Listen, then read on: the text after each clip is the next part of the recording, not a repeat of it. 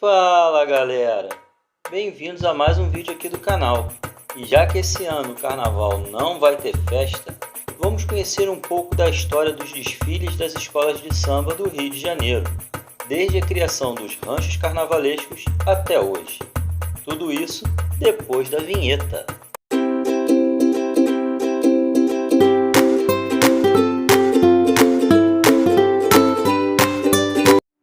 Bom pessoal, antes de começar não se esqueçam de deixar um like, se inscrever no canal e ativar o sininho, que isso ajuda muito a gente. Agora vamos pro vídeo. Nos anos 20, os ranchos carnavalescos eram a maior atração do carnaval de rua e desfilavam na Avenida Rio Branco. Precursor das escolas de samba, o rancho carnavalesco teve sua primeira agremiação criada em 1893, chamada Reis de Ouro, e nela surgiram itens existentes até hoje, como o enredo e o casal de mestre-sala e porta-bandeira. Nesta mesma época, surgiram os blocos de sujo, que tinham esse nome porque os integrantes iam direto do trabalho para o bloco, sem tomar banho. Os componentes usavam fantasias improvisadas e possuíam na abertura do desfile um grupo de foliões com máscaras de idosos, chamados cordões de velhos, que foram o embrião das comissões de frente. A organização começou a aparecer em 1926, no bairro do Estácio, que é considerado o berço das escolas de samba. Surge então A União Faz a Força, cujas cores vermelho e branca faziam alusão à América, time popular no Rio de Janeiro. Em 1927, com a morte do seu líder, o Mano Rubem, o bloco teve seu fim. Em 1928, em substituição ao A União Faz a Força, surge o Deixa Falar, cujas reuniões aconteciam em frente à Escola Normal do Largo do Estácio, daí o batismo da nova agremiação como Escola de Samba. Hoje, a Deixa Falar é considerada a primeira escola de samba. Em 1955, a escola mudou de nome para Estácio de Sá. A Deixa Falar cria um novo formato de samba, ao inventar um novo instrumento de percussão, o surdo de marcação, criado por Bide, que abriu os dois lados de um latão de 20 kg de manteiga, cobriu com um pedaço de papel de saco de cimento levemente aquecido e umedecido, preso por um grosso arame. Assim, surgiu o que viria a ser o principal instrumento na marcação das baterias. Em 1928, Cartola, famoso sambista carioca, dissolve o Bloco dos Arengueiros, que havia fundado em 1925, para criar a Escola de Samba Estação Primeira de Mangueira, formada pela união dos arengueiros com vários blocos e cordões locais.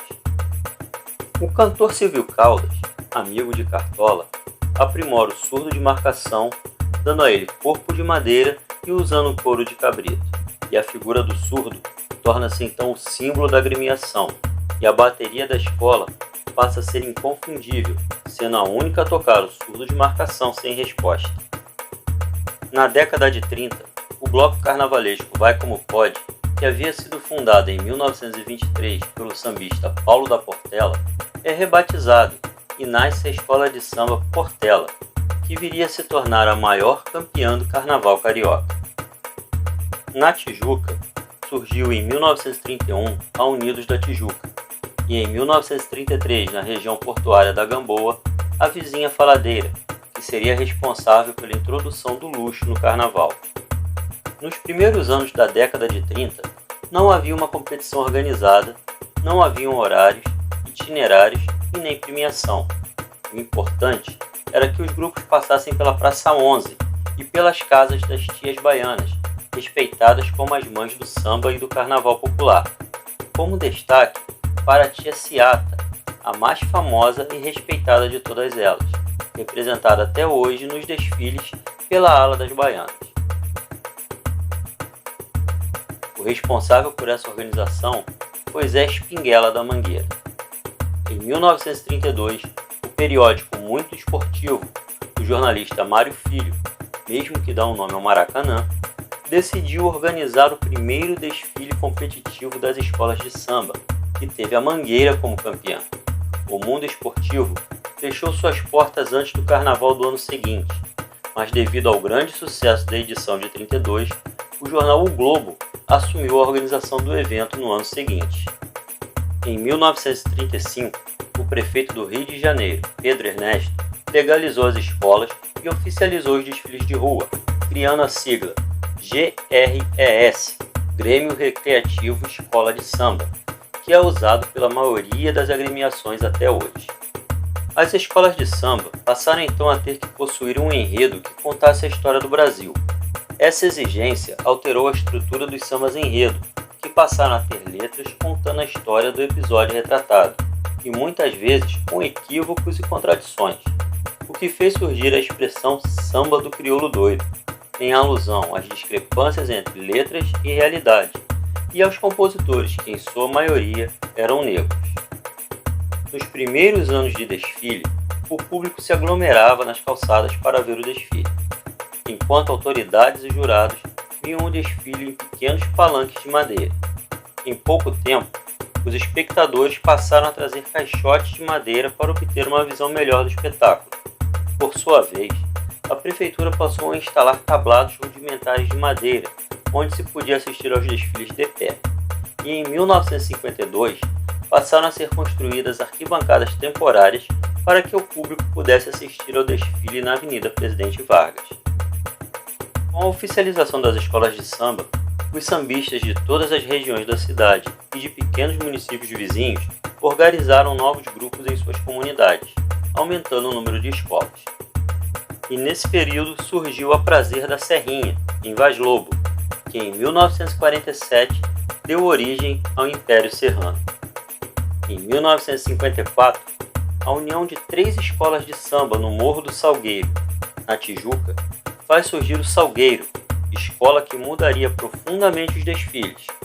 Foi a primeira escola a colocar os negros em destaque em seus enredos, e os desfiles que até então eram feitos totalmente com pessoas da comunidade, passa a ser de responsabilidade de artistas plásticos, fazendo surgir a figura do carnavalesco, trazendo para o carnaval nomes históricos como os Fernando Pamplona, Arlindo Rodrigues, Maria Augusta, Joãozinho 30, Rosa Magalhães, Lícia Lacerda, dentre outros. Entre o final dos anos 40 e anos 50, os desfiles revelaram as primeiras estrelas das escolas de samba, como mestres salas e portas-bandeiras, que criavam coreografias especiais para os desfiles e que passaram a ser reconhecidos pelo público, como as portas-bandeiras Mocinha e Neide da Mangueira, Vilma Nascimento na Portela e o mestre-sala Bicho Novo da Estácio. As cabrochas, que eram as passistas que sambavam no pé, já naquela época encantavam o público com sua beleza e algumas ganharam fama, como Paula e Narcisa do Salgueiro, e Maria Lata d'Água da Portela, que sambava carregando um latão cheio d'água na cabeça, representando a realidade dos sambistas da época, que eram, em sua maioria, moradores dos morros cariocas, onde não havia água encanada, e eram obrigados a subir as ladeiras com as latas na cabeça para abastecer os seus barracos.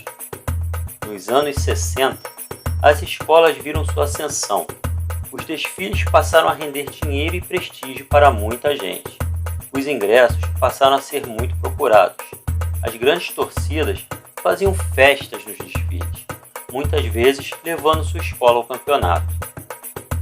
A integração das pessoas de camadas mais altas da sociedade nos desfiles teve seu início no desfile da Mangueira, com uma jovem procedente de uma família tradicional da alta sociedade, conhecida como Gigi da Mangueira, se tornando a primeira passista de fora da comunidade. Do Salgueiro, Isabel Valença foi a primeira afro-brasileira a concorrer no baile mais luxuoso da cidade, no Teatro Municipal, onde venceu o concurso de fantasias que acontecia durante o baile.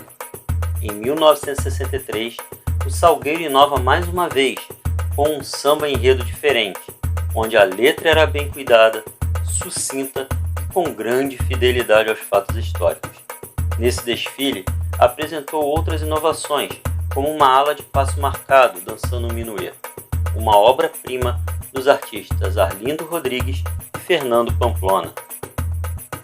Nos anos 70, a figura do carnavalesco tem sua ascensão, com a estética, a criatividade e o esmero na confecção de fantasias, adereços e alegorias, passando a valer pontos decisivos na hora da apuração, destacando-se entre vários talentos Joãozinho 30, aluno de Fernando Pamplona, que ganhou o apelido de Mago do Carnaval, com seus desfiles cheios de luxo, principalmente no período em que passou pela Beija-Flor, colocando a escola de Nilópolis no grupo das grandes escolas de samba do Rio de Janeiro, mas que também recebeu muitas críticas devido ao excesso de luxo nos seus desfiles.